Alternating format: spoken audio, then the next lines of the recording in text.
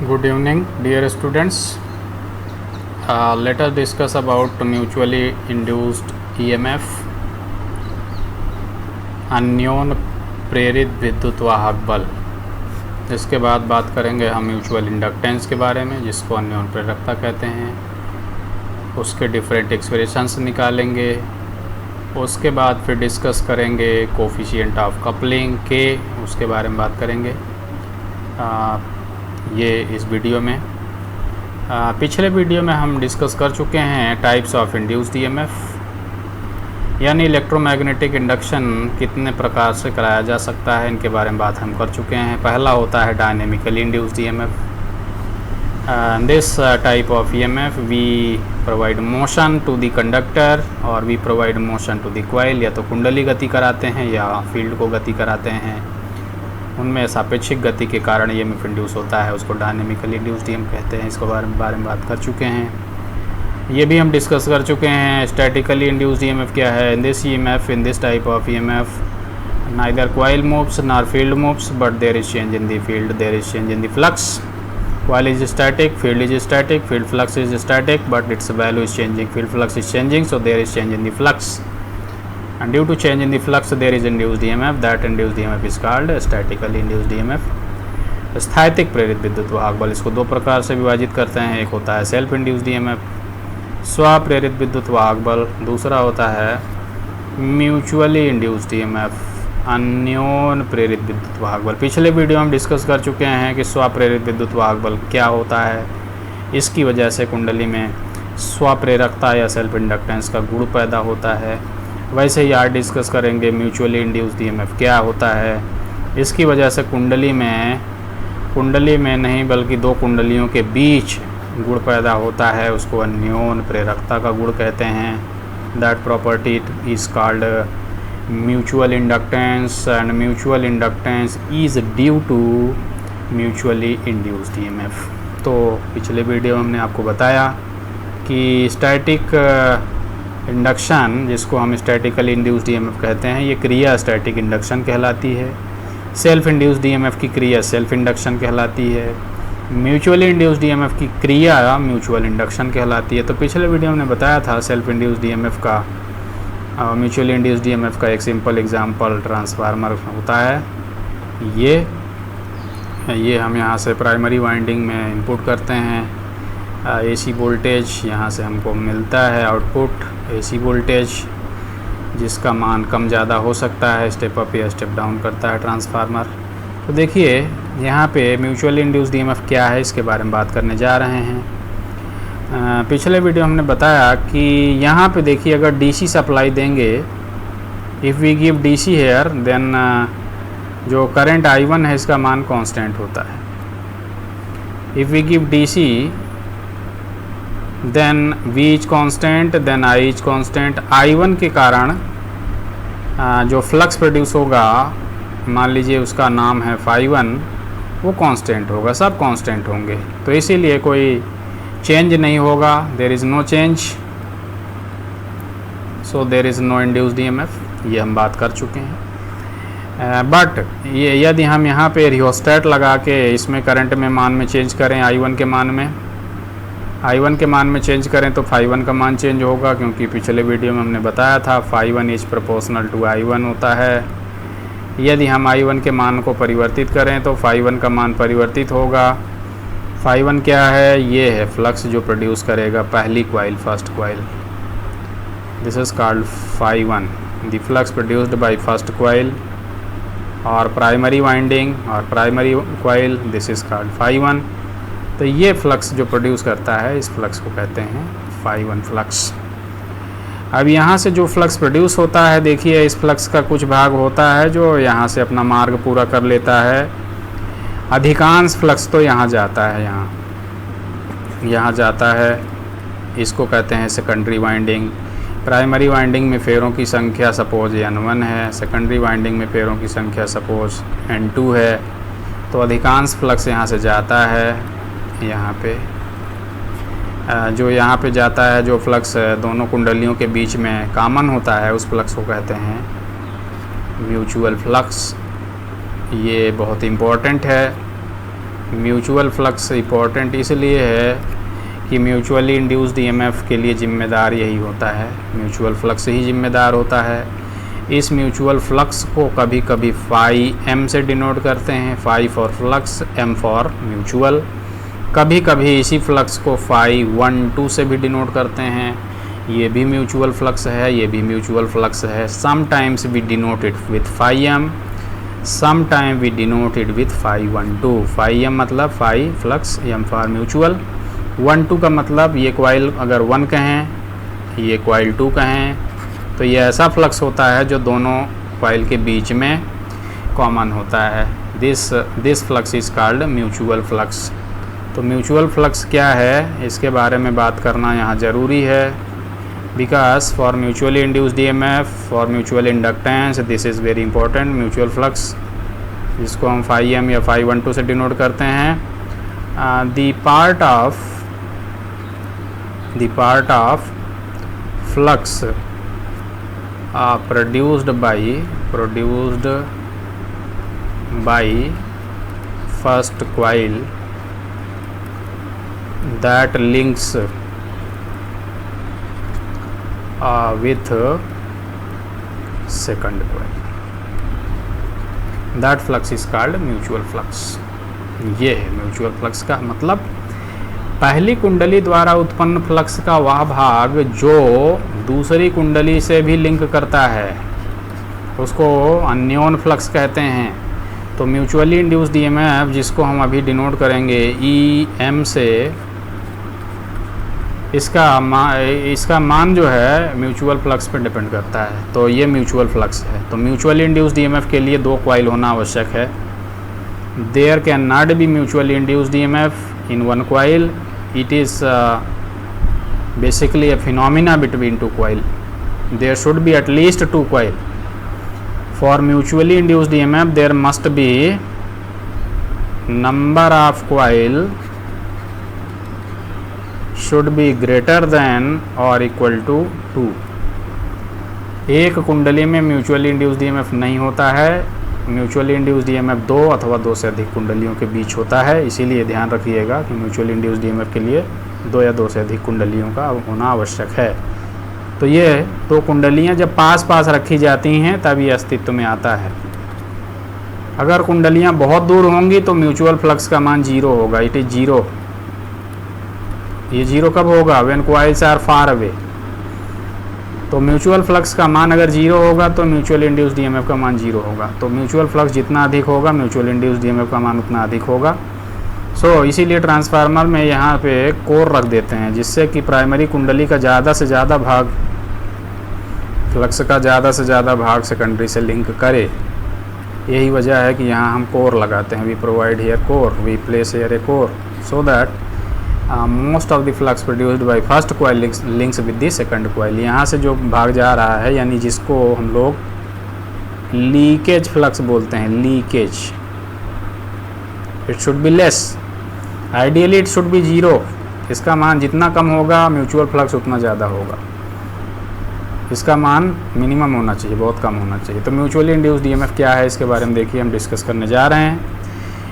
पिछले वीडियो में हमने बताया कि अगर यहाँ डीसी देंगे तो इसमें कोई चेंज नहीं होगा, तो कोई ईएमएफ इंड्यूस नहीं होगा। बट यहाँ अगर इसमें धारा के मान में परिवर्तन करें, if we change the value of current I1, तो φ1 का मान चेंज होगा because φ1 is directly proportional to I1। और ये जो φ1 होगा इसका मान और φ12 जो है यानी म्यूचुअल फ्लक्स दोनों का मान बराबर होता है। तो φ12 जो होता है वो φ1 के समानुपाती होता है। ये φ1 क्या है? The flux produced by first coil. φ12 क्या है? ये म्यूचुअल फ्लक्स है, ये वह फ्लक्स है जो दोनों कुंडलियों में लिंक कर रहा है, उभयनिष्ठ फ्लक्स, म्यूचुअल फ्लक्स इसी को कहते हैं। So mutual flux is directly proportional to φ1। If φ1 is more, mutual flux is more. φ1 का मान ज़्यादा होगा तो म्यूचुअल फ्लक्स का मान ज़्यादा होगा, φ1 का मान कम होगा तो म्यूचुअल फ्लक्स का मान कम होगा। φ1 का मान बढ़ाएंगे तो म्यूचुअल फ्लक्स बढ़ेगा, φ1 का मान घटाएंगे तो म्यूचुअल फ्लक्स का मान घटेगा। यानी φ1 में यदि चेंज करेंगे, if we change the value of φ1 then there is change in the φ12 also.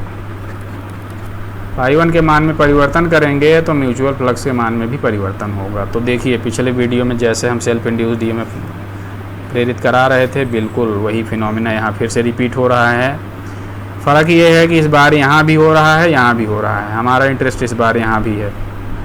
तो म्यूचुअल इंड्यूस्ड ईएमएफ क्या है? दो पास पास रखी कुंडलियों में से एक कुंडली में यदि धारा के मान में परिवर्तन करें तो उस कुंडली से उत्पन्न फ्लक्स के मान में भी परिवर्तन होता है, ये आपको मालूम है। पहली कुंडली के धारा के मान में परिवर्तन करने से पहली कुंडली से उत्पन्न फ्लक्स के मान में परिवर्तन होता है। तो पहली कुंडली में एक विद्युत वाहक बल प्रेरित हो जाता है, जिसको सेल्फ इंड्यूस्ड ईएमएफ या स्वप्रेरित विद्युत वाहक बल कहते हैं। इसके बारे में हम पिछले वीडियो में डिस्कस कर चुके हैं। पहली कुंडली द्वारा उत्पन्न फ्लक्स के मान में जब परिवर्तन होगा तो वह म्यूचुअल फ्लक्स के मान में भी परिवर्तन करेगा। If there is change in the flux produced by first coil, then there is change in the flux that is linking with both the coils, that is mutual flux. If we change the value of current in the first coil, then there is change in the flux produced by first coil. So there is change in the mutual flux. इस flux के मान में जब परिवर्तन होगा, जिसको mutual flux कहते हैं, जो दोनों कुंडलियों में है, तो दूसरी कुंडली में भी एक विद्युत वाहक बल प्रेरित हो जाएगा, क्योंकि ये लिंक कर रहा है इससे। तो फैराडे के इलेक्ट्रोमैग्नेटिक इंडक्शन के नियम से दूसरी कुंडली में ईएमएफ इंड्यूस हो जाएगा। उसी इंड्यूस्ड ईएमएफ को अन्योन प्रेरित विद्युत वाहक बल या म्यूचुअली इंड्यूस्ड ईएमएफ कहते हैं। और इसका मान कितना होगा? अकॉर्डिंग टू फैराडेज लॉ, इसमें फेरों की संख्या कितना है? इसमें N2। इसमें फेरों की संख्या कितना है? N1।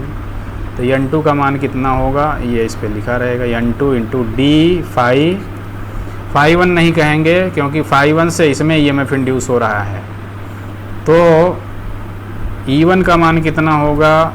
सेल्फ इंड्यूस्ड ईएमएफ है E1 मतलब ES, इसका मान होगा N1 into d phi upon d t, d phi 1 upon d t इसका फ्लक्स, उसमें परिवर्तन की दर, ये पिछले वीडियो में डिस्कस कर चुके हैं। हमारा इंटरेस्ट आज इसमें है, इस ईएमएफ में। इसको म्यूचुअली इंड्यूस्ड ईएमएफ कहते हैं। सो म्यूचुअली इंड्यूस्ड ईएमएफ का मान कितना होगा? N2 इंटू डी फाई ये d phi 12 upon d t. This is called mutually induced EMF. ये है म्यूचुअली या अन्योन प्रेरित विद्युत वाहक बल, इसी को कहते हैं। तो अन्योन प्रेरित विद्युत वाहक बल क्या है? यही है, ट्रांसफार्मर के सेकेंडरी वाइंडिंग में जो हमको मिलता है, ये म्यूचुअली इंड्यूस्ड ईएमएफ ही मिलता है। ट्रांसफार्मर की प्राइमरी वाइंडिंग में जो ईएमएफ यहाँ पे इंड्यूस होता है, वो सेल्फ इंड्यूस्ड ईएमएफ होता है। So what is mutually induced EMF? यही है म्यूचुअली इंड्यूस्ड ईएमएफ। ये है, ये इसको ऐसे डिफाइन कर सकते हैं, EMF induced in a coil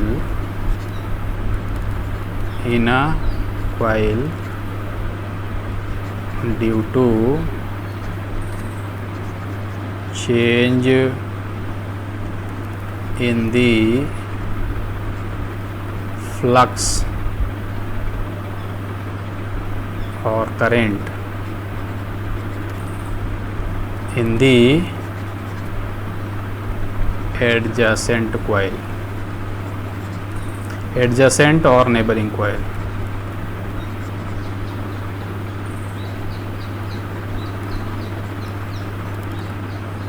called mutually induced EMF। ये म्यूचुअली इंड्यूस्ड ईएमएफ की परिभाषा है। अन्योन प्रेरित विद्युत वाहक बल क्या है? दो पास पास रखी कुंडलियों में से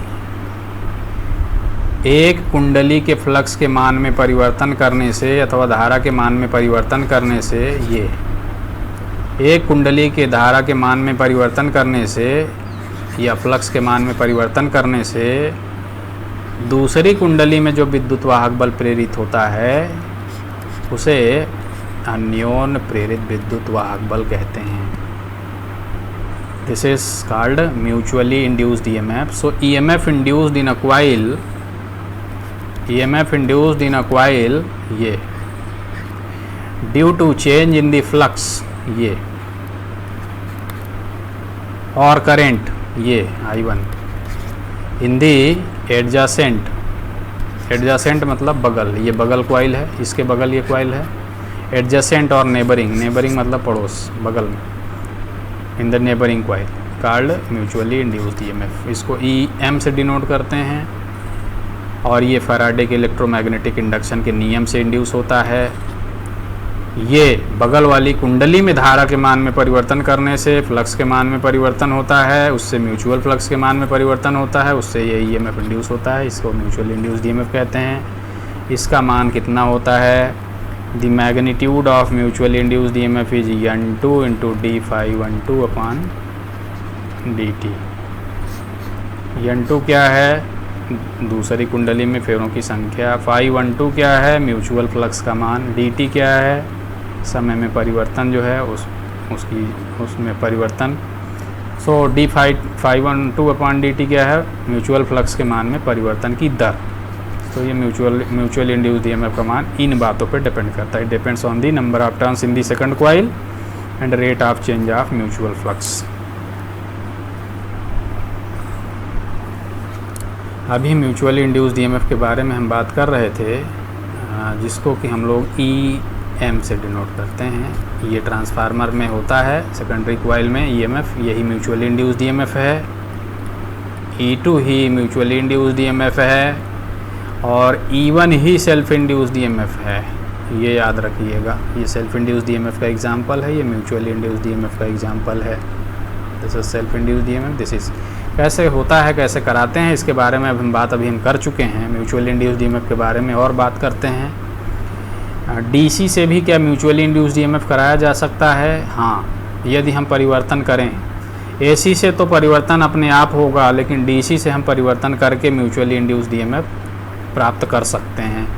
जैसे यहाँ AC अगर देंगे, suppose we have given AC here, voltage का मान ऐसे चेंज होता रहेगा। Voltage changes its shape like this. Voltage का मान चेंज हो रहा है तो इसके कारण इस करंट का मान चेंज होगा।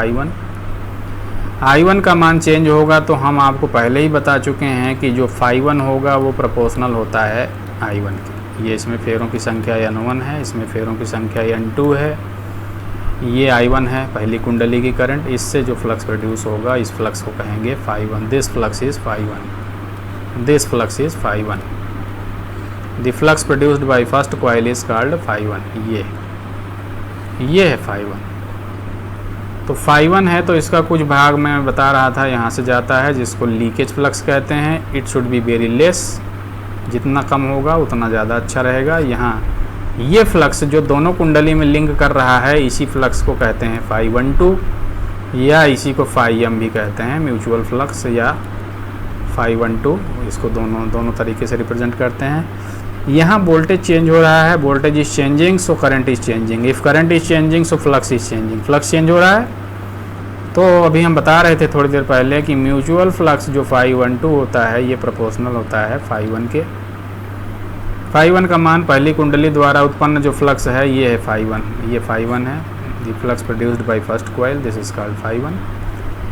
म्यूचुअल फ्लक्स जो है वो ज़्यादा होगा यदि ∅1 का मान ज़्यादा होगा। म्यूचुअल फ्लक्स कम होगा यदि ∅1 का मान कम होगा। तो ∅1 का मान परिवर्तित करेंगे तो म्यूचुअल फ्लक्स के मान में भी परिवर्तन होगा। और ये दोनों बहुत पास होते हैं। Sometimes ∅12 is equal to ∅1 because leakage flux is very less. ये लीक बहुत कम हो रहा है, अधिकांश फ्लक्स यहाँ जाता है, लिंक करता है, क्योंकि हम यहाँ एक कोर लगाते हैं इसीलिए, जिससे कि ज़्यादा से ज़्यादा फ्लक्स जाए। So reluctance of this core is very less.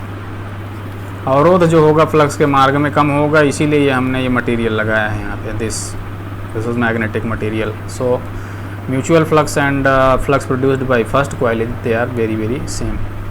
तो पहली कुंडली में धारा में परिवर्तन होगा तो पहली कुंडली के फ्लक्स में परिवर्तन होगा। पहली कुंडली के फ्लक्स में परिवर्तन होगा तो म्यूचुअल फ्लक्स में परिवर्तन होगा। म्यूचुअल फ्लक्स में परिवर्तन होगा तो फैराडे के इलेक्ट्रोमैग्नेटिक इंडक्शन के नियम से दूसरी कुंडली में एक विद्युत वाहक बल प्रेरित हो जाएगा जिसका मान होगा N2 d∅12/dt। इसके बारे में अभी हम बात कर चुके हैं। ये म्यूचुअली इंड्यूस्ड ईएमएफ है। पहली कुंडली में भी ईएमएफ इंड्यूस होगा, उसको सेल्फ इंड्यूस्ड ईएमएफ कहेंगे। दूसरी कुंडली में भी ईएमएफ इंड्यूस होगा, उसको म्यूचुअली इंड्यूस्ड ईएमएफ कहेंगे। डीसी से कैसे हम कर सकते हैं, देखिए we have this DC voltage, ये प्लस माइनस, ये धन सिरा, ये ऋण सिरा है, ये वोल्टेज है जिसका विभवांतर V है। यहाँ रियोस्टेट क्यों लगाया है, क्योंकि हम करंट के मान को चेंज करेंगे। RH करंट के मान, ये स्विच है, we have connected this switch. यहाँ करंट आ रही है I1, यहाँ से जा रही है करंट I1, यहाँ जा रही है। इसकी दिशा देखिए, ये the direction of current in this coil is this. ये कॉइल है कॉपर की या एल्युमिनियम की। इसके अंदर हमने रखा है कोर, आयरन या ये आयरन या स्टील का होगा। ये फ्लक्स प्रोड्यूस करेगा। ये पहली कॉइल है, ये दिस इज़ फर्स्ट कॉइल। इसका एग्जांपल ये है फर्स्ट कॉइल, ये यहाँ। इसके बगल में रखी है दूसरी coil, this is second coil, ये सेकंड कॉइल है, ये फर्स्ट कॉइल है। ये बगल बगल रखी गई हैं। अब किसी कुंडली में जब करंट का प्रवाह होता है तो वहाँ पे क्या पैदा होता है, ये हम बात कर चुके हैं। कुंडली एमएमएफ पैदा करता है। एमएमएफ मैग्नेटोमोटिव फोर्स कितना पैदा करता है, N × I। N इस केस में कितना है, ये दो कॉइल हैं तो इसलिए इनका नाम दे दीजिए N1। यहाँ पे फेरे हैं, इसमें मान लीजिए N2, दूसरी कॉइल है, this is coil 1, this is coil 2। तो यहाँ पे फेरे कितने हैं, N1। करंट कितनी है, I1। तो एमएमएफ कौन प्रोड्यूस कर रहा है, ये फर्स्ट कॉइल, क्योंकि सप्लाई इसमें दे रहे हैं, इसमें नहीं। इतना एमएमएफ पैदा हो जाएगा, तो फिर एमएमएफ पैदा होगा तो मैग्नेटाइजिंग फोर्स पैदा होगा। कितना, N1 I1 अपान रिलक्टेंस, N1 I1 अपान L। ये पर यूनिट एमएमएफ जो होता है वही कहलाता है मैग्नेटाइजिंग फोर्स। L क्या है, ये length of the magnetic path, AB, ये पूरी लंबाई ABCDA, इनका नाम दे दीजिए ABC, this is C, this is D। तो L क्या है, L length of the magnetic path, AB plus BC plus CD plus DA, this is L। तो ये तो मैग्नेटाइजिंग फोर्स पैदा होगा तो वो क्या करेगा, मैग्नेटिक डोमेन्स होंगे इसके अंदर पदार्थ में, उनको एक दिशा में करेगा तो फ्लक्स प्रोड्यूस होगा।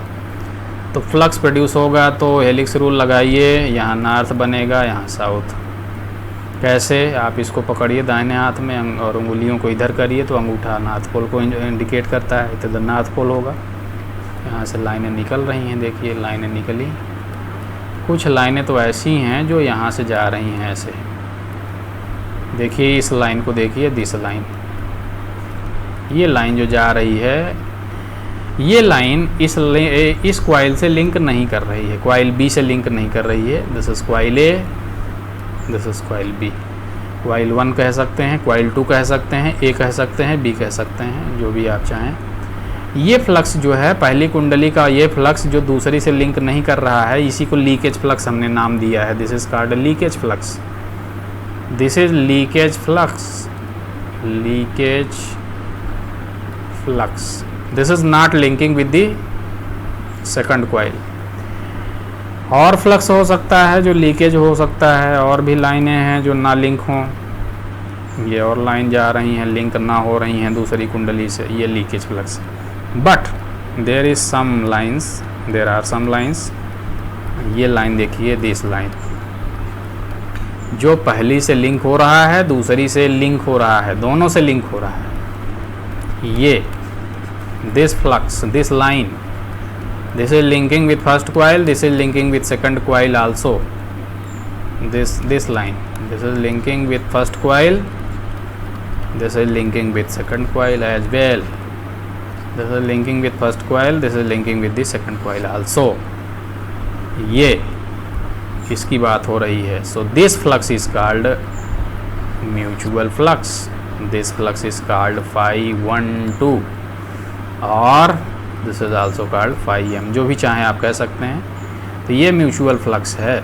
म्यूचुअल फ्लक्स जिसके बारे में हम बात कर चुके हैं, ये है फाई 12 म्यूचुअल फ्लक्स। ये बहुत इम्पॉर्टेंट है म्यूचुअल इंड्यूस्ड ईएमएफ के लिए, क्योंकि इसी पे निर्भर करता है म्यूचुअल इंड्यूस्ड ईएमएफ का मान। तो ये है म्यूचुअल फ्लक्स। तो म्यूचुअल फ्लक्स क्या है अभी हम बता चुके हैं। The part of magnetic flux produced by first coil that links with the second coil, that flux is called mutual flux. पहली कुंडली द्वारा उत्पन्न किया गया फ्लक्स, इसका कितना मान है फाई 1। कितना मान है इसका फाई 1। इसका मान कितना है, इसका मान कितना है फाई 1। इसका वह भाग जो दूसरी से भी लिंक करता है उसी को म्यूचुअल फ्लक्स कहते हैं। The part of flux produced by first coil that links with the second coil also, that flux is called mutual flux. प्राथमिक कुंडली का वह फ्लक्स, प्राथमिक कुंडली द्वारा उत्पन्न फ्लक्स का वह भाग जो दूसरी कुंडली से भी लिंक करता है उसे म्यूचुअल फ्लक्स कहते हैं। तो यहाँ क्या हो रहा है देखिए, अगर हम यहाँ I1 की बात करें तो I1 का मान कितना होगा, V अपान, ये B है अप्लाइड वोल्टेज, अपान रियोस्टेट का मान RH प्लस मान लीजिए इस कुंडली का प्रतिरोध है R, तो वो कांस्टेंट होगा, this is constant. Applied voltage भी कांस्टेंट है but RH is not constant. अब हम क्या करेंगे, RH के मान को चेंज करेंगे तो I1 का मान चेंज होगा। कैसे चेंज होगा, if RH is more than I1 is less. प्रतिरोध ज़्यादा होगा करंट कम होगी। If RH is less I1 is more, I1 का मान अधिक होगा यदि RH का मान हम कम करेंगे। तो RH के मान को हम परिवर्तित करके I1 के मान को परिवर्तित कर सकते हैं, इसीलिए रियोस्टेट लगाया है। ये पिछले वीडियो में भी हमने ये किया था।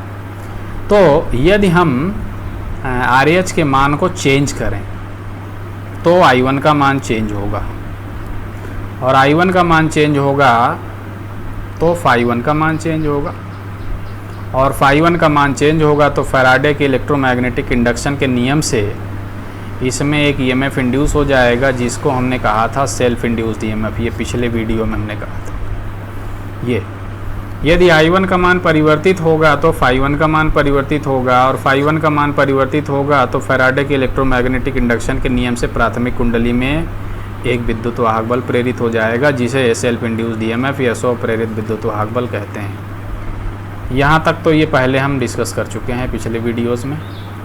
ये फाई 1 का मान यदि परिवर्तित होगा तो हम अभी बता चुके हैं कि म्यूचुअल फ्लक्स जो है उसका मान फाई 1 पे डिपेंड करता है, समानुपाती होता है।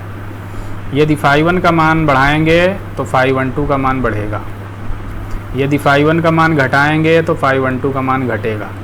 तो जब फाई 1 का मान परिवर्तित होगा तो म्यूचुअल फ्लक्स जो है उसके मान में भी परिवर्तन होगा। म्यूचुअल फ्लक्स के मान में जब परिवर्तन होगा तो वो कौन सा फ्लक्स है, जो दूसरी कुंडली से भी लिंक हो रहा है।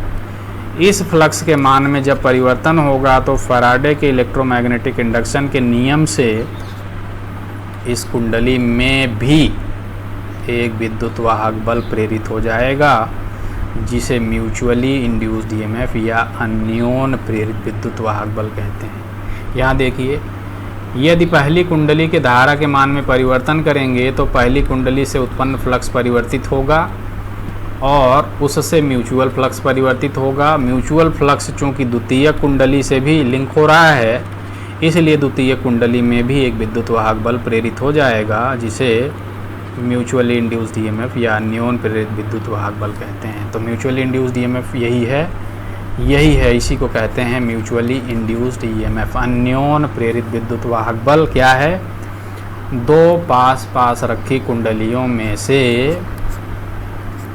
एक कुंडली के धारा के मान में अथवा फ्लक्स के मान में परिवर्तन करने पर दूसरी कुंडली में जो विद्युत वाहक बल प्रेरित होता है उसे अन्योन प्रेरित विद्युत वाहक बल कहते हैं।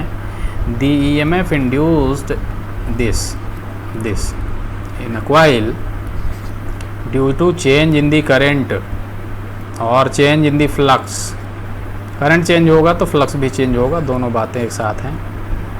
EMF induced in a coil due to change in the current और flux in the adjacent coil और neighbouring coil, this is called mutually induced EMF. ये दो पास पास रखी कुंडलियों में से एक कुंडली में प्रेरित विद्युत वाहक बल जो कि दूसरी कुंडली के धारा के या फ्लक्स के मान में परिवर्तन करने से उत्पन्न होता है, उसे अन्योन प्रेरित विद्युत वाहक बल कहते हैं। इसका मान कितना होता है?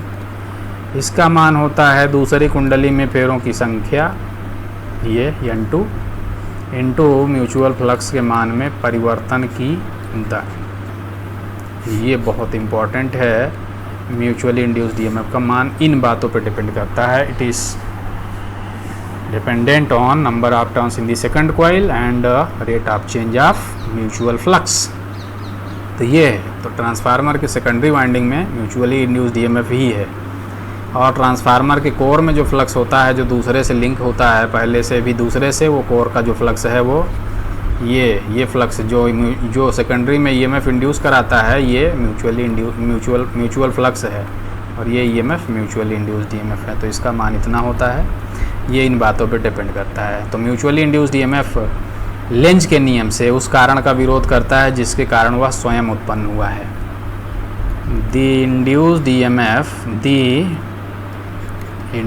EMF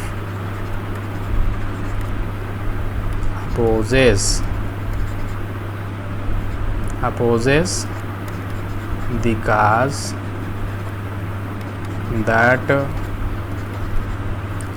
produces it. The induced EMF opposes the cause that produces it. ये कहाँ से आया? लेंज के नियम से, अकॉर्डिंग टू लेंज लॉ। तो इस म्यूचुअली इंड्यूस्ड ईएमएफ के कारण देखिए एक नया चीज़ यहाँ पैदा होने जा रहा है। इनमें दोनों के बीच में एक नया गुण पैदा होने जा रहा है, उसको कहते हैं म्यूचुअल इंडक्टेंस। म्यूचुअल इंडक्टेंस किसकी वजह से पैदा होता है? इसको हम एम से डिनोट करते हैं, अभी आगे इसके बात करेंगे। Mutual inductance is due to mutually induced EMF. Mutually induced EMF ये है, पैदा हो रहा है। अगर यहाँ सर्किट क्लोज होगा तो गैल्वानोमीटर में विक्षेप आएगा।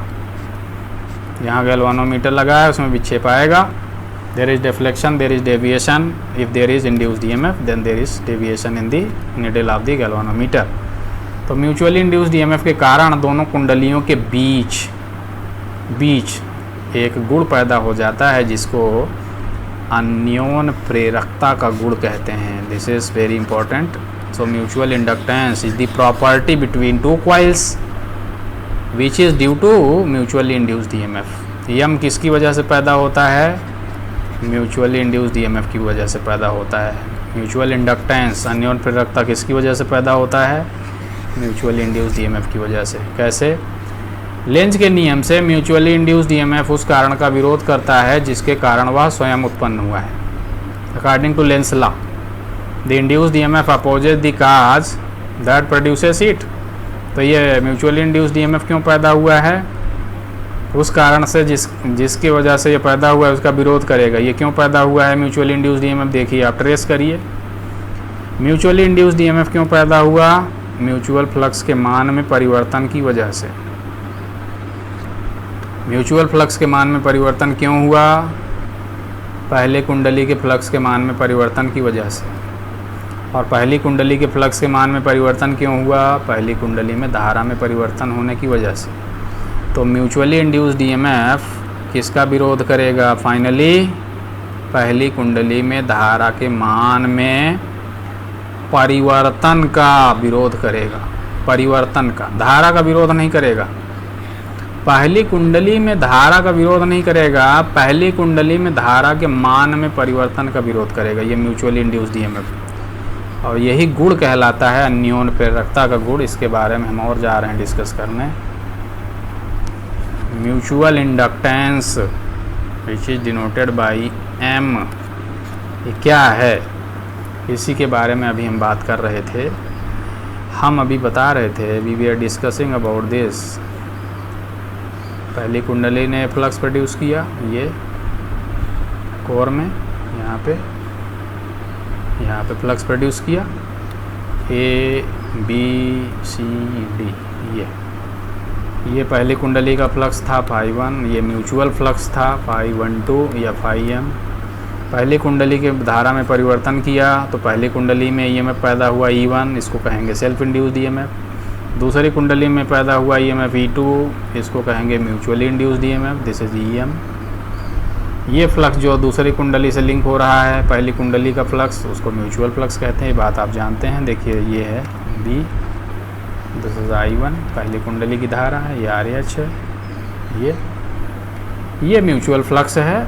जो पहली कुंडली का फ्लक्स है उसको मान लीजिए इसमें फेरों की संख्या है N1, दूसरे में फेरों की संख्या है N2, this is coil A, this is coil B, इसको कॉइल 1 भी कह सकते हैं, इसको कॉइल 2 भी कह सकते हैं, 1 2, और coil A coil B whatever जो भी आप चाहें कर सकते हैं।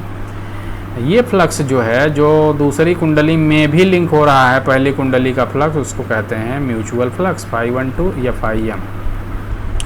अभी थोड़ी देर पहले हमने बताया म्यूचुअल इंड्यूस्ड ईएमएफ का मान कितना होता है, ये होता है N2 into d phi 12 upon dt, ये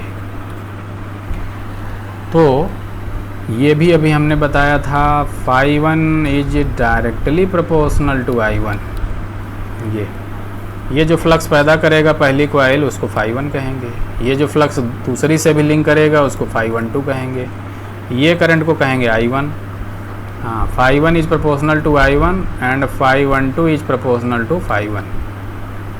म्यूचुअल फ्लक्स कितना होगा वो फाई 1 पे डिपेंड करेगा। E phi 1 is more, mutual flux is more, E phi 1 is less, mutual flux is less. तो ये देखिए, तो आप ये भी कह सकते हैं कि फाई 12 जो होगा वो प्रोपोर्शनल टू I1 होगा, ये भी कह सकते हैं, because phi 12 is proportional to phi 1 and phi 1 is proportional to I1, तो ये कह सकते हैं phi 12 is proportional to I1। ये सब बातें आपको मालूम है। तो म्यूचुअली इंड्यूस्ड ईएमएफ कहाँ पैदा हुआ है, यहाँ। ये कब पैदा होता है, जब पहली कुंडली के धारा के मान में परिवर्तन करते हैं तो पहली कुंडली के उत्पन्न फ्लक्स में परिवर्तन होता है, तो म्यूचुअल फ्लक्स में परिवर्तन होता है। म्यूचुअल फ्लक्स में परिवर्तन होने से म्यूचुअल फ्लक्स में परिवर्तन होने से म्यूचुअल इंड्यूस्ड ईएमएफ उत्पन्न होता है। लेंज के नियम से म्यूचुअली इंड्यूस्ड ईएमएफ उस कारण का विरोध करता है जिसके कारण वह उत्पन्न हुआ है। तो ये किसके कारण उत्पन्न हुआ है, म्यूचुअल फ्लक्स के मान में परिवर्तन के कारण। It is due to change in the mutual flux. Mutual flux में परिवर्तन क्यों हुआ है, पहली कुंडली के फ्लक्स में परिवर्तन होने की वजह से। देखिए म्यूचुअल फ्लक्स में परिवर्तन क्यों हुआ, पहले कुंडली के फ्लक्स में परिवर्तन की वजह से। तो म्यूचुअली इंड्यूस्ड ईएमएफ किसका विरोध करेगा, म्यूचुअल फ्लक्स में परिवर्तन का। म्यूचुअल फ्लक्स में परिवर्तन क्यों हुआ, पहले कुंडली के फ्लक्स में परिवर्तन होने से। पहली कुंडली के फ्लक्स में परिवर्तन क्यों हुआ, it is due to change in the current in the first coil. So mutually induced EMF जो होगा अल्टीमेटली ये विरोध किसका करेगा, पहली कुंडली के धारा के मान में परिवर्तन होने का, ये finally. So according to Lenz law the induced EMF opposes this, the induced EMF opposes the cause that produces it। ये कौन है इसको जो प्रोड्यूस कर रहा है, ये इसमें परिवर्तन जो है वो प्रोड्यूस कर रहा है। अगर पहली कुंडली के धारा में परिवर्तन ना हो तो पहली कुंडली के द्वारा उत्पन्न फ्लक्स में परिवर्तन नहीं होगा, तो म्यूचुअल फ्लक्स में परिवर्तन नहीं होगा, तो ये ईएमएफ भी पैदा नहीं होगा। इसीलिए ट्रांसफार्मर में अगर यहाँ डीसी दे दें तो यहाँ कोई ईएमएफ पैदा नहीं होगा, क्योंकि धारा में परिवर्तन नहीं होगा तो इस फ्लक्स में परिवर्तन नहीं होगा, इस फ्लक्स में परिवर्तन नहीं होगा तो इस फ्लक्स में परिवर्तन नहीं होगा, इस फ्लक्स में परिवर्तन नहीं होगा तो फैराडे के नियम से यहाँ कोई ईएमएफ पैदा नहीं होगा। So according to Lenz law the induced EMF mutually induced EMF opposes the cause that produces it. मतलब ये किसका विरोध करेगा, पहली कुंडली में धारा का। पहली कुंडली में धारा का नहीं, उसके मान में परिवर्तन का विरोध करेगा। It opposes any change in this. इसी गुण को कहते हैं अन्योन प्रेरकता। इसी गुण को, ये गुण जो है दो कुंडलियों के बीच का गुण है, बीच का, ध्यान रहे। Mutual inductance is not the property of first coil. It is not the property of second coil. It is the property between two coil. Coil 1, coil 2 के बीच का गुण है ये. So the property between two coils, the property between two coils by which induced EMF in one coil, ये induced EMF in one coil opposes, विरोध करता है ना, हम अभी बता रहे थे, opposes ये any change of current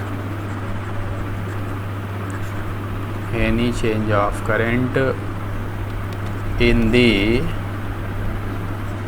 adjacent coil or neighboring coil,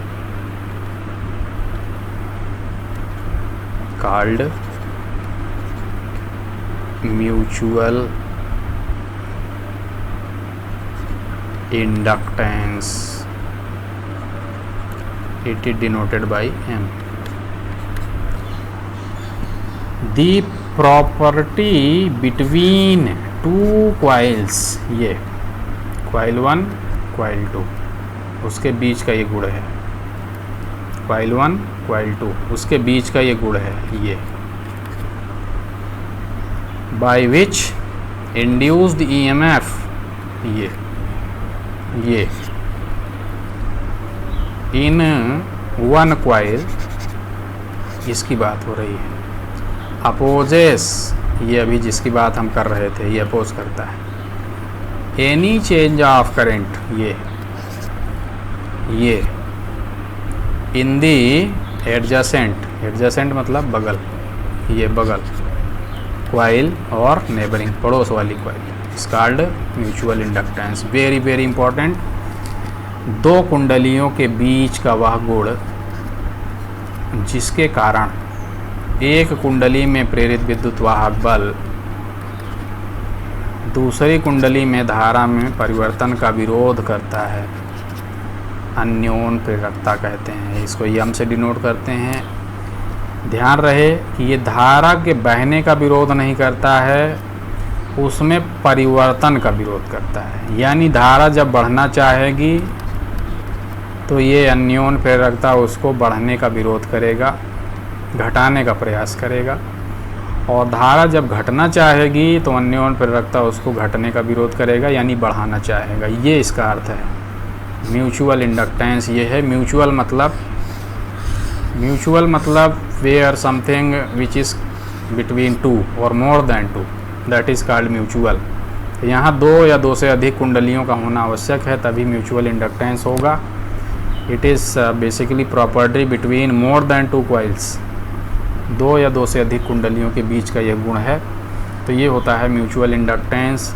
यम ये बहुत इम्पॉर्टेंट है. ये दो कुंडलियों के बीच होता है.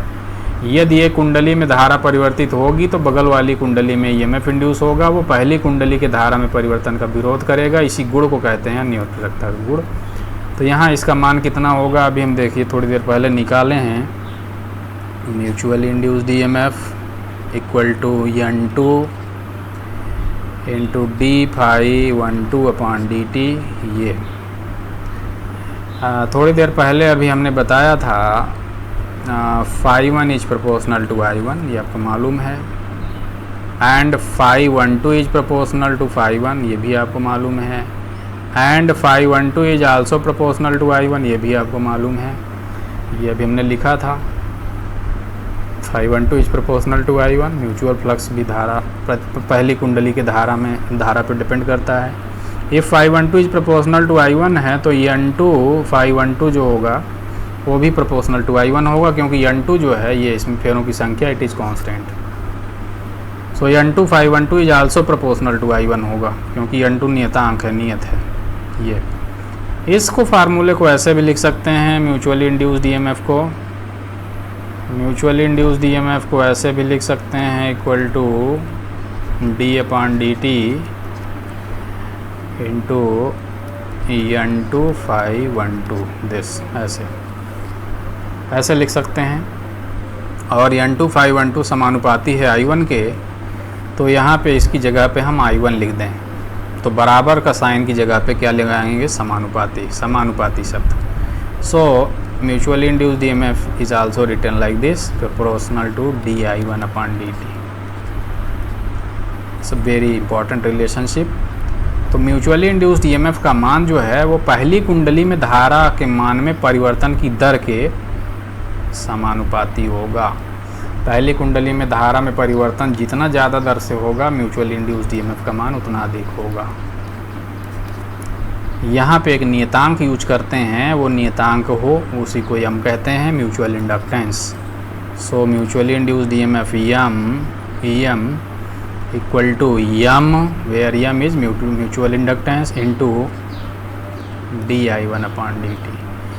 ये है फार्मूला म्यूचुअल इंडक्टेंस के लिए, जो म्यूचुअल इंड्यूस्ड ईएमएफ से कैसे संबंधित होता है। इस फार्मूले से mutual induced EMF EM equal to M into di1/dt। यहाँ से यम का मान निकाल सकते हैं, म्यूचुअल इंडक्टेंस का मान कैसे, इसका मान होगा EM/di1/dt दिस। ये म्यूचुअल इंडक्टेंस के लिए फार्मूला है, this is very important formula. तो म्यूचुअल इंडक्टेंस यम, इसका मात्रक हेनरी होता है, हेनरी। इसको कैसे निकाल सकते हैं, प्राथमिक कुंडली में धारा में परिवर्तन करिए, कैसे, अमीटर लगा के धारा में परिवर्तन करिए, धारा में परिवर्तन होगा उसको नाप लीजिए, तो वो हो जाएगा di1। कितना समय में परिवर्तन हुआ वो रख दीजिए dt। दूसरी कुंडली में एक लगा दीजिए वोल्ट मीटर, तो म्यूचुअल इंड्यूस्ड ईएमएफ वो मेजर कर लेगा। वोल्ट मीटर से म्यूचुअल इंड्यूस्ड ईएमएफ नाप लीजिए, वैल्यू रख दीजिए यहाँ पे। पहली कुंडली में धारा में परिवर्तन किया वो रख दीजिए, कितना समय में किया वो रख दीजिए, तो म्यूचुअल इंडक्टेंस का मान दोनों कुंडलियों के बीच यम का मान पता चल जाएगा। इस तरह से यम का मान कैलकुलेट किया जा सकता है। इसका मात्रक होता है हेनरी। यहाँ से एक हेनरी की डेफिनीशन दे सकते हैं, कैसे, di1 को 1 कर दीजिए, dt को 1 कर दीजिए, em को 1 कर दीजिए, तो एक हेनरी की परिभाषा हो जाएगी 1 हेनरी। कैसे, दो पास पास रखी कुंडलियों में से ये प्राथमिक कुंडली में 1 एम्पियर प्रति सेकंड की दर से, 1 एम्पियर प्रति सेकंड की दर से, इसको 1 एम्पियर प्रति सेकंड की दर से धारा परिवर्तित करने पर दूसरी कुंडली में अगर 1 वोल्ट का विद्युत वाहक बल प्रेरित हो, ये यहाँ 1 वोल्ट का विद्युत वाहक बल प्रेरित हो 1 एम्पियर प्रति सेकंड की दर से धारा परिवर्तित करने पर, तो दोनों कुंडलियों के बीच अन्योन्य प्रेरकता का मान 1 हेनरी होगा। So mutual inductance between 2 coils is 1 henry if on changing current of first coil at 1 ampere per second causes induced EMF of 1 volt in the second coil, then mutual inductance between 2 coils is 1 Henry. This is the definition of 1 Henry. अब जैसे हमने self inductance के लिए expressions निकाले थे, वैसे mutual inductance के लिए भी एक्सप्रेशन निकाल लेंगे। कैसे कैसे कैलकुलेट किया जा सकता है, जैसे पिछले वीडियो में हमने डिस्कस किया था। तो पहला एक्सप्रेशन तो यही है जो अभी हमने निकाला था, एक्सप्रेशन नंबर 1। कैसे, mutually induced EMF is given by this is given by m into di1/dt। ये है। यहाँ से आप ऐसे लिख सकते हैं इसको, m equal to mutual induced EMF upon di1/dt। ये तो ये है एक्सप्रेशन नंबर 1। इस विधि से कैसे निकाल सकते हैं म्यूचुअल इंडक्टेंस का मान? यहाँ धारा में परिवर्तन करिए, पहली कुंडली में मीटर लगा के नाप लीजिए, यहाँ पे धारा में परिवर्तन करिए पहली कुंडली में I1, उसमें नाप लीजिए कितना समय में किया, टाइम नाप लीजिए, उसकी दर निकाल लीजिए। और दूसरी कुंडली में यहाँ पे लगा दीजिए एक वोल्टमीटर V, यहाँ पे एक वोल्टमीटर लगा दीजिए और उससे नाप लीजिए दूसरी कुंडली में प्रेरित विद्युत वाहक बल का मान EM मिल जाएगा। वैल्यू रख दीजिए, आपको पता चल जाएगा कि दोनों के बीच में म्यूचुअल इंडक्टेंस का मान कितना है। What is the value of EM between these two coil. पहला तरीका ये है। दूसरा तरीका, हमने एक फार्मूला लिखा था म्यूचुअल इंडक्टेंस के लिए और म्यूचुअल इंड्यूस्ड EMF के लिए। पहला फार्मूला तो यही लिखा है हमने, ये EM equal to EM dI1/dt। This is suppose equation number 1। दूसरा हमने म्यूचुअल इंड्यूस्ड EMF के लिए फार्मूला लिखा था N2 × dφ12/dt। ये दिस इज इक्वेशन नंबर 2। इन दोनों इक्वेशन को ऐसे भी लिख सकते हैं, इस तरह से भी। इक्वेशन नंबर 1 को ऐसे लिख सकते हैं EM equal to d/dt EM I1 this. Equation number 2 को ऐसे लिख सकते हैं EM equal to d/dt N2 × φ12 this. ये सपोज इक्वेशन नंबर 3 है, ये सपोज इक्वेशन नंबर 4 है, दिस इज 4। दोनों म्यूचुअल इंड्यूस्ड EMF हैं, इसलिए दोनों बराबर होंगे, दोनों को बराबर कर दीजिए। तो बराबर करने पर ये और ये बराबर कर दीजिए, तो क्या हो जाएगा EM I1 equal to N2 × φ12। तो यहाँ से EM इक्वल टू कितना हो जाएगा N2 × φ12 upon I1। This is expression number 2। This is expression number 1। पहला तरीका ये है कैलकुलेट करने का, दूसरा तरीका ये है। इस विधि में क्या करना है, सेकेंडरी क्वाइल में या दूसरी क्वाइल में नंबर ऑफ टर्न्स लिखा होगा, उस पर मैन्युफैक्चरर ने लिखा होगा, ये आप नोट कर लीजिए। म्यूचुअल फ्लक्स का मान मेजर कर लीजिए, म्यूचुअल फ्लक्स कितना है ये मेजर कर लीजिए और रख दीजिए। पहली कुंडली में करंट कितना फ्लो कर रही है उस टाइम पे, वो भी मेजर कर लीजिए, वैल्यू रख दीजिए, आपको मिल जाएगा म्यूचुअल इंडक्टेंस का मान। यहाँ से म्यूचुअल इंडक्टेंस का एक यूनिट और निकाल सकते हैं, क्या, वेबर टर्न पर एम्पियर। ये कहाँ से आया यूनिट, यहाँ इसका मात्रक वेबर, इसका मात्रक टर्न, फिर इसका मात्रक एम्पियर, तो वेबर टर्न पर एम्पियर। ये सेकंड एक्सप्रेशन है, एक्सप्रेशन नंबर 2। ये दूसरा विधि है, इस तरह से कैलकुलेट कर सकते हैं। एक्सप्रेशन नंबर 3 वो 2 से ही आया है। कैसे, EM इक्वल टू ये हमने लिखा है दिस अपान I1। हमने आपको थोड़ी देर पहले बताया था, थोड़ी देर पहले, कि φ12 इज ऑलमोस्ट इक्वल टू φ1। ऐसा क्यों बताया था, क्योंकि हमने बताया था अधिकांश फ्लक्स जो है वो लिंक करता है सेकंड से। The flux produced by first coil most of the flux links with the second coil also. ये पहली कुंडली का अधिकांश फ्लक्स दूसरे से लिंक करता है, बहुत कम लीकेज फ्लक्स होता है, जिसको हमने लीकेज फ्लक्स कहा था। Leakage flux is very less. So φ12 and φ1 they are almost same. तो यहाँ पे हम लिख सकते हैं φ12 की जगह पे φ1, तो EM इक्वल टू क्या हो जाएगा N2 × φ1 अपान I1 ये। और यहाँ पे φ1 कितना होगा, फ्लक्स, फ्लक्स इक्वल टू होता है MMF अपान रिलक्टेंस। आपको मालूम है MMF अपान रिलक्टेंस होता है। फ्लक्स इक्वल टू क्या होता है, MMF अपान रिलक्टेंस। तो यहाँ फ्लक्स मतलब φ1, φ1 मतलब MMF, MMF कितना होगा N × I। यहाँ N का मान कितना है N1, ये N2, ये N1 है, इसमें फेरे, यहाँ पे फेरे N2 है। तो MMF कितना होगा, कौन पैदा कर रहा है, ये कॉइल, तो इसमें फेरे कितने हैं N1, इसमें करंट कितनी है I1, ये हो गया, ये है N1 करंट I1, ये हो गया MMF अपान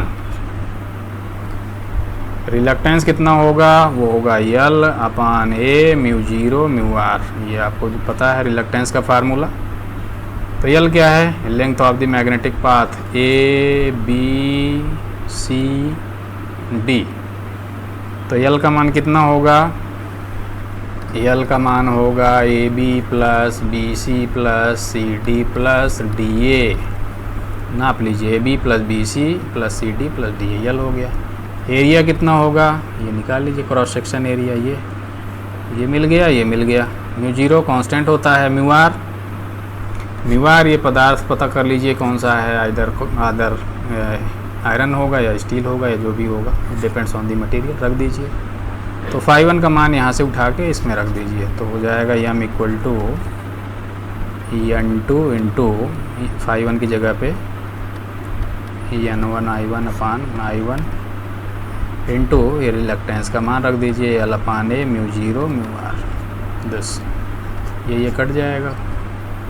तो m का मान कितना आया, n1 n2 upon L upon A mu zero mu R. This is expression number 3, तीसरा फार्मूला है। इस तरह से कैलकुलेट कर सकते हैं म्यूचुअल इंडक्टेंस दोनों के बीच। इस बार क्या करना है, पहले कुंडली में फेरे कितना है वो पता कर लीजिए, मैन्युफैक्चरर लिखा होगा यहाँ पे। दूसरी कुंडली में फेरे कितने हैं वो पता कर लीजिए, मैन्युफैक्चरर यहाँ भी लिखा होगा। यल का मान पता कर लीजिए कैसे, इस तरह से length of the magnetic path, core की लंबाई नाप लीजिए। ए का मान पता कर लीजिए कैसे, क्रॉस सेक्शन एरिया काट के निकाल लीजिए। म्यू जीरो कितना है, कांस्टेंट है। म्यू आर क्या है, ये इसका मटेरियल है, उसका रिलेटिव परमिबिलिटी रख दीजिए। This formula is very very different from these two. इन दोनों में आपको इलेक्ट्रिकल राशि नापना है, कोई ना कोई इलेक्ट्रिकल राशि है यहाँ पे, लेकिन यहाँ पे कोई इलेक्ट्रिकल राशि नहीं है। No electrical quantity is required to be measured, all the quantities are mechanical, so this formula is in terms of physical dimensions of the coil। कुंडलियों के भौतिक राशियों के रूप में है ये, कुंडलियों का नाप, लंबाई, क्षेत्रफल, उनका पदार्थ उसके रूप में है ये formula. So this relation is in terms of physical dimensions of the coil. इसको ऐसे भी लिख सकते हैं, m equal to n1 n2 upon s क्या है, रिलक्टेंस, ये s ये है रिलक्टेंस, n1 n2 अपान रिलक्टेंस। तो ये है सेल्फ म्यूचुअल इंडक्टेंस को निकालने का ये तीसरी विधि है, ये n1 n2 upon reluctance. This is the property between two coils. ये कहाँ है, ये दोनों के बीच में है, ना इसका है ना इसका है, इसका है, बीच का है, ये बीच का है प्रॉपर्टी। इसके बाद कोफिशिएंट ऑफ कपलिंग है, या कपलिंग कोफिशिएंट भी कहते हैं, इसको K से डिनोट करते हैं। ये बहुत इम्पोर्टेंट होता है। ये क्या है, ये इंडिकेटर है, वो सूचक है कि अभी हम बता रहे थे कि पहली कुंडली, मान लीजिए यहाँ हम फ्लक्स पैदा करने वाली कॉइल कौन है, ये है। इससे जो फ्लक्स प्रोड्यूस होता है, इसका अधिकांश फ्लक्स दूसरे से लिंक होता है, लेकिन कुछ फ्लक्स लिंक नहीं होता है, जैसे कि ये some part of this flux is not linking with the second coil। ये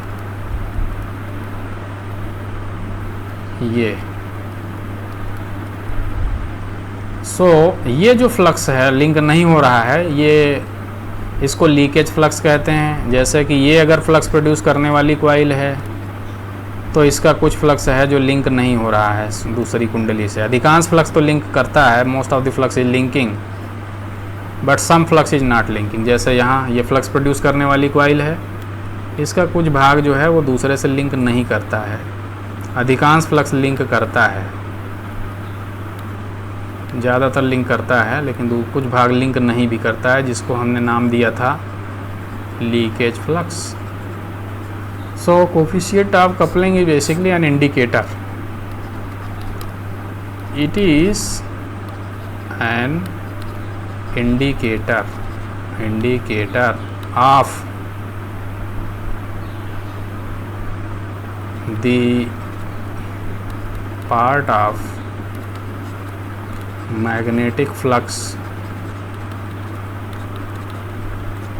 produced by first coil that links with the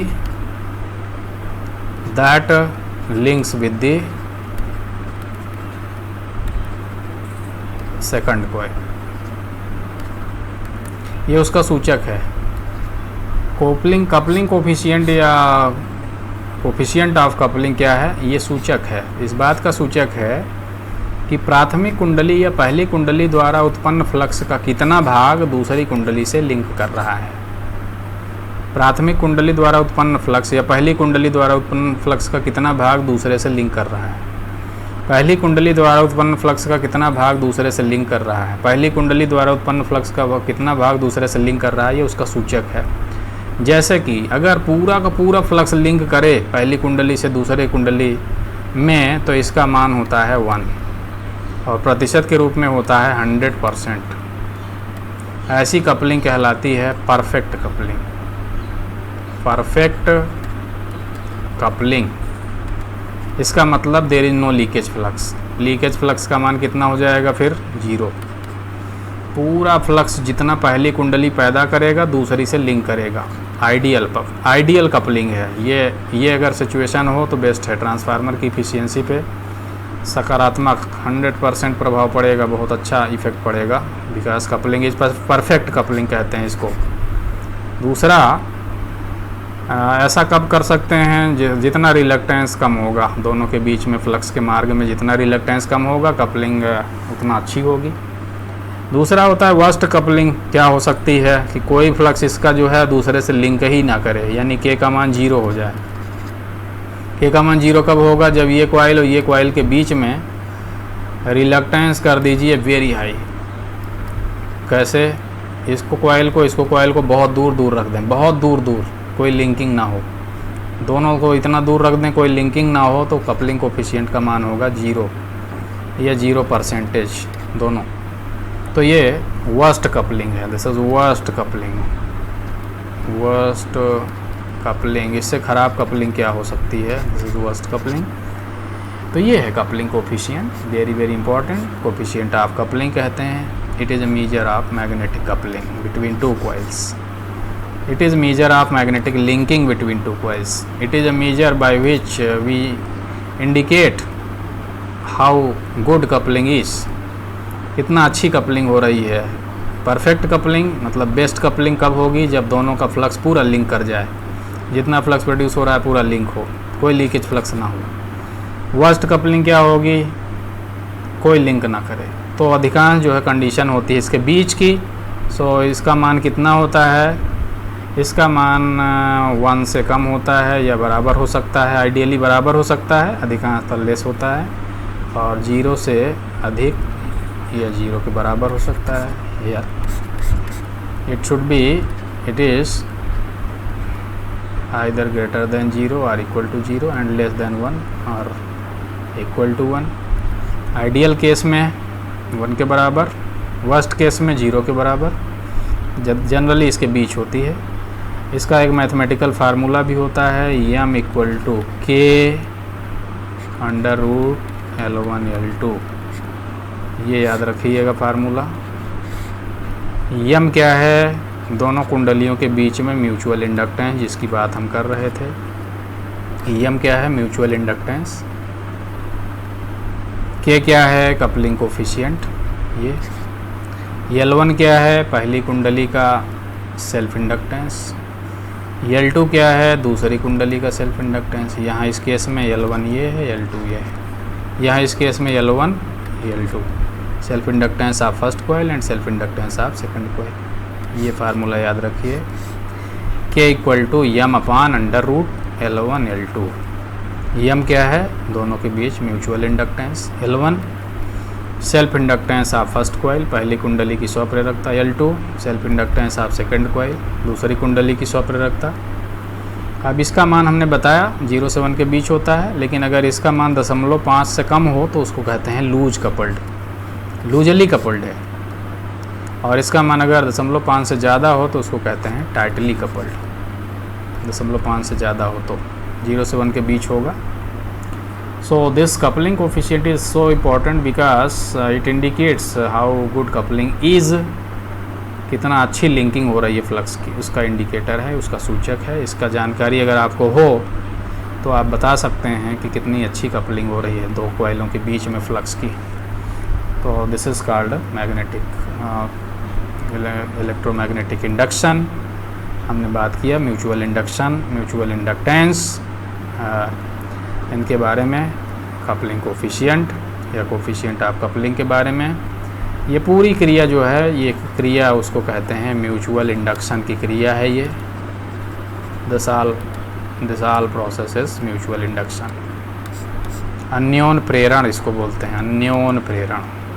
ये दो कुंडलियों के बीच प्रेरण होता है, इसको अन्योन प्रेरण कहते हैं। ये इस कुंडली के बीच हो रहा है, इसको अन्योन प्रेरण कहते हैं। ये बहुत इम्पॉर्टेंट है क्योंकि दोनों को आपस में बिना मिलाए यहाँ से वोल्टेज यहाँ शिफ्ट हो जाता है, यहाँ से वोल्टेज यहाँ आ जाता है, इंड्यूस हो जाता है, यहाँ से वोल्टेज यहाँ आ जाता है, इंड्यूस, जबकि दोनों आपस में कनेक्टेड नहीं है। ये कोर भी, इसके बीच में कनेक्शन नहीं है, इसका आपस में, ये दोनों इंसुलेटेड हैं। इस पे जो वोल्टेज होगा, जो करंट होगा, वो इस कोर पे नहीं जाता है।